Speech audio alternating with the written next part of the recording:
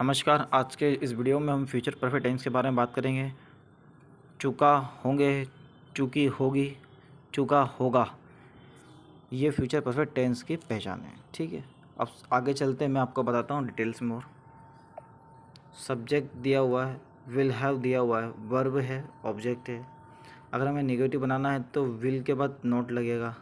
ठीक है, ये नोट लगा दीजिए विल के बाद। ठीक है, अब इस फॉर्मूले में क्या होगा, सब्जेक्ट के दो प्रकार हैं हमारे, प्लूरल और सिंगुलर। प्लूरल को हम बहुवचन कहेंगे, सिंगुलर को हम एक वचन कहेंगे। प्लूरल में आई आता है, ठीक है, ये आई आता है, यू है, वी है, दे है, जो कि आपको इसका अर्थ पता है। सिंगुलर में एक वचन है, ही, शी, इट, नेम। आगे चलते हैं, थोड़ा और समझें। आगे हम जानेंगे प्लूरल बहुवचन इसके बारे में। आई, यू, वी, दे। आई का मतलब होता है मैं, यू का मतलब होता है आप या तुम, वी का मतलब हम होता है, दे का मतलब वे। एग्जाम्पल के तौर पर आप समझिए, I will have taught English. मैं अंग्रेजी पढ़ा चुका होगा। मैं आपसे कह रहा हूँ कि मैं अंग्रेजी पढ़ा चुका होगा, यानी क्या, मैं पॉजिटिव की बात कर रहा हूँ, इसमें कोई नेगेटिव नहीं है, ये अपना पॉजिटिव सेंटेंस है। अगर इसको नेगेटिव में बनाना हो तो I will not have taught English, I will not have taught English, मैं अंग्रेजी नहीं पढ़ा चुका होगा। तो ये नेगेटिव हो गया अपना। नेगेटिव क्यों हो गया ये अपना, क्योंकि ये नोट दे रखा है। मैंने आपको क्या पहले कहा था कि यहाँ पे हम नोट लगाएंगे। ठीक है, आगे देखिए आप, will I have taught English, क्या मैं अंग्रेजी पढ़ा चुका होगा। अब ये सवाल मैं खुद से कर रहा हूँ। ठीक है, मान लीजिए मैं सुबह मैंने इंग्लिश पढ़ाई और शाम को मैं किसी वर्क में लग गया और मैं सोच रहा था कि क्या मैं अंग्रेजी पढ़ा चुका होगा, तो उस विषय में मैं बात करूँगा। ठीक है, तो will I have taught English, क्या मैं अंग्रेजी पढ़ा चुका हूँ, ये अपना इंट्रोगेटिव हो जाएगा, क्वेश्चन मार्क, जो कि आपने पढ़ा ही होगा। ये देखिए क्वेश्चन मार्क।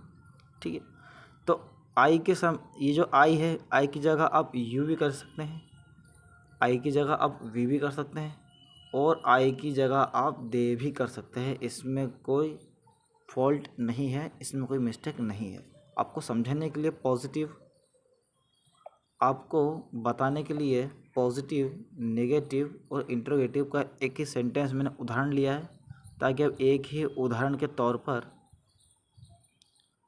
यू, वी, दे बना सको। ठीक है, अब हम आगे चलते हैं। आगे देखेंगे हम सिंगुलर एक वचन। ठीक है, ही, शी, इट, नेम। ही का मतलब होता है वह, मेल के लिए। शी का मतलब होता है वह, फीमेल के लिए। इट का मतलब यह होता है, निर्जीव वस्तु के लिए। नेम का मतलब किसी का भी नाम हम लिख सकते हैं सेंटेंस में। ठीक है, आगे देखते हैं एग्जाम्पल के तौर पर, he will have informed, he will have informed, वह सूचित कर चुका होगा, और ये हमारा कौन सेंटेंस है, पॉजिटिव। वह, ही विल हैव इन्फॉर्म्ड, वह सूचित कर चुका होगा। अब मान लीजिए कोई तीसरा पर्सन आपसे कह रहा है, तीसरा नहीं तो दूसरा पर्सन आपसे कह रहा होगा कि वह सूचित कर चुका होगा या वह जानकारी दे चुका होगा। इस सेंस में सामने वाला हमसे कह रहा है किसी तीसरे व्यक्ति के बारे में, तो ये हमारा पॉजिटिव सेंटेंस होगा। ठीक है, अब ही को ही हम ले लेते हैं नेगेटिव बताने के लिए, तो he will not have informed, वह जानकारी नहीं दे चुका होगा या वह सूचित नहीं कर चुका होगा। ये अपना नेगेटिव हो गया। नेगेटिव क्यों है ये, क्योंकि ये नेगेटिव, मैं यहाँ पे नोट लगाया विल के बाद। ठीक है, अगला देखेंगे आप, इंट्रोगेटिव।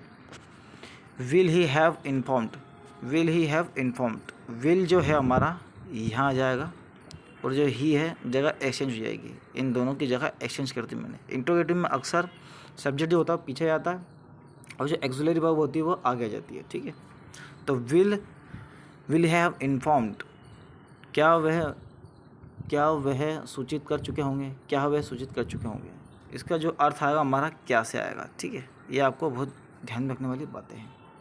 अगला देखिए आप, तो आगे ऐसी वीडियो मैं आपके लिए बनाता रहूँगा। फ़िलहाल आपने समझा सिंगुलर एक वचन के ही, शी, इट, नेम के बारे में। चाहे तो आप शी लगा लें, चाहे तो आप किसी का भी नेम यहाँ लगा सकते हैं। ये निर्जीव वस्तु के लिए आता है, और ये एनिमल के लिए भी आता है, जो सजीव हो। ये एनिमल और कोई निर्जीव वस्तु, जैसे मार्कर हुआ, पेन हुआ, दीवार हुई, कोई से भी अन्य चीज़ें हैं जो जिसमें जान नहीं है, जो निर्जीव है, उसके लिए हम ये ईंट का प्रयोग करते हैं। और एनिमल में इसका प्रयोग होता है खास तौर पर, जितने भी जीव जंतु पक्षी हैं तब ये ईंट का प्रयोग कर सकते हैं। ठीक है, जैसे मैंने कहा it has eaten food, it will have eaten food, it will have eaten food, वह खाना खा चुका होगा। अब वह कुछ भी हो सकता है, अब कोई सा भी एनिमल हो गया, आपको पता नहीं है, वो पशु भी हो सकता है, पक्षी भी हो सकता है, शेर भी हो सकता है, लोमड़ी, चीता, टाइगर, ये सब भी हो सकते हैं। ठीक है, तो आज के इस वीडियो में हमने सिंगुलर के बारे में बात करी और फ्यूचर परफेक्ट टेंस के बारे में जाना। ऐसी वीडियो को पाने के लिए आप मेरे चैनल को सब्सक्राइब करें। Thank you so much for watching my video.